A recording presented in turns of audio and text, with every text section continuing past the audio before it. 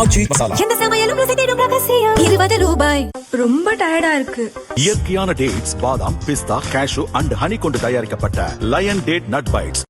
திருப்பரங்குன்றம் தொகுதியில் பல்வேறு நிகழ்ச்சிகளில் கலந்து கொண்ட அமைச்சர் நிர்மல்குமார் முருகன் கோயிலுக்கு சுவாமி தரிசனம் செய்ய சென்றார். மதியம் 12:55 மணிக்கு சென்ற அவரை கோயில் முன் தவேகாவினர் வரவேற்றனர். கோயிலுக்குள் சென்ற அமைச்சருக்கு பூரண கும்ப மரியாதை வழங்கப்பட்டது. துணை கமிஷனர் ஞானசேகரன் தலைமையில் ஊழியர்கள் வரவேற்றனர். அமைச்சர் ஆதரவாளர்கள் 50க்கும் மேற்பட்டோருடன் மூலஸ்தானம் சென்று தரிசனம் செய்து திரும்பினார்.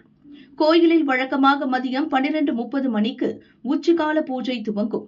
மதியம் 12:45 மணிக்கு கோயில் ராஜகோபுரத்தின் கீழ் உள்ள மண்டபத்தில் உள்ள பெரிய கதவுகள் சாத்தப்படும். அதன்பின் பக்தர்கள் அனுமதிக்கப்பட மாட்டார்கள். விழா காலங்களில் மட்டும் மதியம் நடை சாத்தப்படாமல் பக்தர்கள் அனுமதிக்கப்படுவர். பக்தர்கள் கூட்டம் அதிகம் உள்ள நாட்களிலும் திருமண நாட்களிலும் வழக்கம் போல் மதியம் 12:45 மணிக்கு மேல் கோயிலுக்குள் செல்ல யாருக்கும் அனுமதி இல்லை. அதற்கு முன்பே கோயிலுக்குள் சென்ற பக்தர்கள் தரிசனம் முடித்து வெளியேறிய பின் நடை சாத்தப்படும். அமைச்சர் நிர்மல்குமார் மதியம் 1 மணி அளவில் கோயிலுக்குள் சென்றார். தரிசனம் முடித்து 1:15 மணிக்கு வெளியே வந்தார்.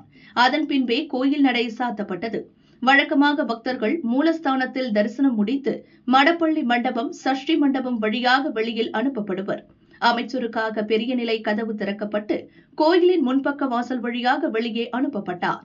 அமைச்சர் மூலஸ்தானத்தில் தரிசனம் செய்த வீடியோ சமூக வலைதளங்களிலும் பரவியது. இதனால் பக்தர்கள் கடும் அதிருப்திக்குள்ளாகினர்.